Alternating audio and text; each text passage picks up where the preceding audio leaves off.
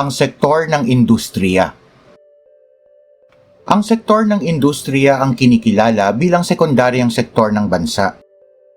Ito ay nakatuon sa pagproseso ng mga hilaw na sangkap upang makalikha ng panibagong produkto gamit ang makabagong teknolohiya at pagkakaroon ng mga pabrika at paggamit ng mga makinarya. Ang sektor ng industriya ay binubuo ng mga subsektor ng pagmimina, pagmamanupaktura, konstruksyon at utilities. Pagmimina o mining, ang paghahanap at pagkuha ng mga mahalagang metal, di-metal at enerhiyang panggatong at ang pagpoproseso nito upang maging yaring produkto. Ang pagmamanupaktura o manufacturing ay ang pagpoproseso at paghahanda ng mga hilaw na materyales upang maging isang yaring produkto. Nagkakaroon ng pisikal o kemikal na pagbabago ang produkto at dahil dito ay lalong nagkaroon ng pagtaas ng pakinabang. Ang konstruksyon ay ang pagtatayo ng mga gusali at mga land improvements gaya ng kalsada, tulay, daungan at mga paliparan. At utilities o services. Ito ay mga kumpanyang nagpoproseso at nagbebenta ng mga serbisyo sa tubig, kuryente, komunikasyon at produktong petrolyo. Malaki ang kaugnayan ng sektor ng industriya sa sektor ng agrikultura dahil marami sa mga hilaw na materyales na pinoproseso ay nagmumula sa sektor ng agrikultura. Narito ang ilan sa mga kahalagahan ng sektor ng industriya. Ang sektor ng industriya ang nagpoproseso ng mga produkto para sa mga consumer. Nagpapasok ng dolyar sa ating bansa sa pamamagitan ng pagbebenta ng ating mga yaring produkto sa ibang bansa. Nakapagbibigay ng hanap buhay sa maraming tao. Natutunan natin na mamuhunan sa mga makabagong teknolohiya na makakatulong sa mas mabilis na pagproseso ng mga produkto. At pagkakaroon ng malaking ambag sa ating gross domestic product. Mga patakarang pang-ekonomiya na nakakaapekto sa sektor ng industriya. Ang pamahalaan ay gumagawa ng mga kaparaanan upang mabigyang solusyon ang mga problema sa industriya. Narito ang ilan sa mga patakaran na kanilang ipinapatupad. Ang Philippine Competition Policy. Ang Republic Act 10667 o Philippine Competition Policy ay ang batas na nagtataguyod ng patas na kompetisyon sa pamilihan at nagbibigay ng proteksyon sa mga mamimili. Ang isang pamilihan na may kompetisyon ay mayroong maraming mamimili at nagtitinda kung kaya nagkakaroon ng pagbaba sa presyo at mas maraming pagpipilian para sa mga consumer. Ang Oil Deregulation Law o Republic Act 8479 o Downstream Oil Industry Deregulation Act of 1998. Layo ng batas na ito na ang pamahalaan ay hindi dapat makialam sa presyo ng langis. Kabilang na rin ang pag-angkat, pagluwas at pagpapatayo ng mga gasoline station.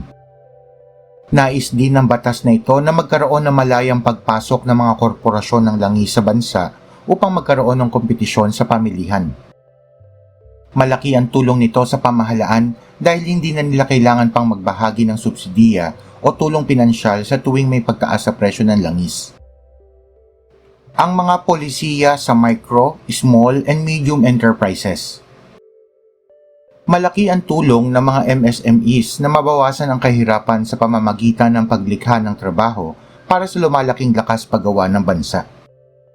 Sila ay nagsisilbing mga supplier ng produkto sa iba't ibang bahagi ng bansa at suporta sa mga bagong negosyante. Upang makamit ang tuloy-tuloy na paglago ng MSME, kailangan mapagbuti ito at madagdagan ang suporta rito. Narito ang ilan sa mga pulisiya para sa MSME.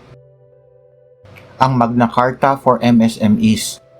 Layunin nito na suportahan at palakasin ang paglago ng MSME sa pamamagitan ng iba't ibang programa gaya ng paglikha ng MSE Development Council, pagpapautang at pagbibigay ng pondo, pagpapadali ng mga proseso sa pagtatatag ng MSME, at pagbibigay ng mga benepisyong pangbuwis sa mga kwalipikadong MSMEs. Ang Barangay Microbusiness Enterprises. Ito ay naglalayo na magbigay ng suporta sa mga maliliit na negosyo sa mga barangay. Kabilang sa mga pangunahing nilalaman ng batas na ito ay ang mga sumusunod. Hindi na nila kailangan magbayad ng income tax. Sila ay hindi nasaklaw ng minimum wage law, ngunit ang mga empleyado ng BMBE ay may karapatan pa rin sa mga benepisyo gaya ng Social Security System at PhilHealth. At ang Land Bank of the Philippines at Development Bank of the Philippines ay kinakailangan na maglaan ng pondo para sa pagpapautang sa mga kwalipikadong BMBEs. At ang Go Negosyo Act. Layo nito na makapagpatayo ng mga negosyo centers sa mga probinsya, lungsod at munisipalidad sa buong bansa. Makapagbigay ng mga panimulang pondo na kukunin mula sa MSME Development Fund at BMBE Fund at mabigyan sila ng mga bagong teknolohiya, pagsasanay o trainings at marketing assistance o tamang pagbebenta ng kanilang produkto para sa pagpapalago ng kanilang negosyo. Ang One Town, One Product Philippines. Ang programang ito ay nagbibigay daan sa mga komunidad na bumuo, sumuporta at magsulong ng mga produkto o serbisyo na nakaugat sa lokal na kultura, mga yaman ng komunidad at ang pagkamalikhain ng mga tao. Layo nito na maialok nila ang mga produkto o serbisyo kung saan sila magaling o kilala. Sinisikap nito na bigyang kakayahan ang mga entrepreneurs na gumawa ng mga produkto o serbisyo na handa para sa pamilihan. Ang sektor ng industriya.